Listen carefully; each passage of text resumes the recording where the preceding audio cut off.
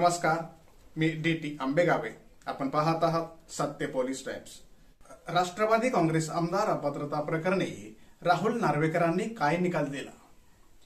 राष्ट्रवादीच्या आमदार अपात्रतेवर विधानसभा अध्यक्षांनी निकाल वाचनाला सुरुवात केल्यावर निर्णय कोणाच्या पारड्यात जाणार याकडे सर्वांचं लक्ष लागलेलं होतं.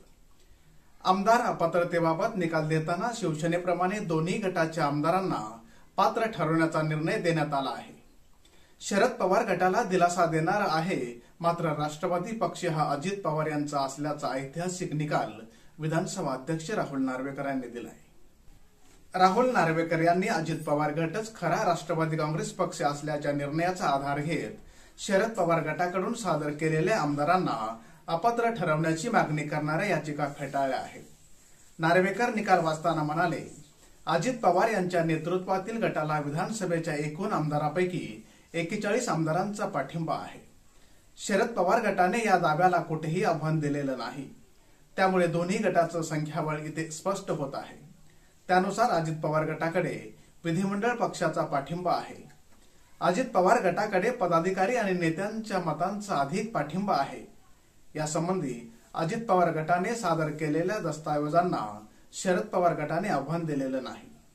त्यामुळे अजित पवार गटाला विधिमंडळ पक्षाचा पाठिंबा आहे. या प्रकरणात आपण 2 स्वतंत्र निकाल देणार असं विधानसभा अध्यक्षांनी स्पष्ट केलं.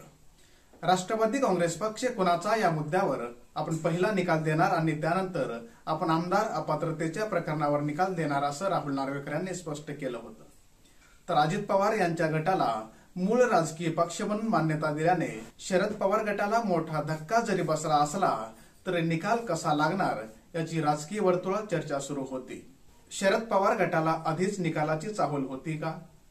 विधानसभा अध्यक्षांच्या निकालाबाबत शरद पवार गटामध्ये सुरुवातीपासूनच उदासीनता होती.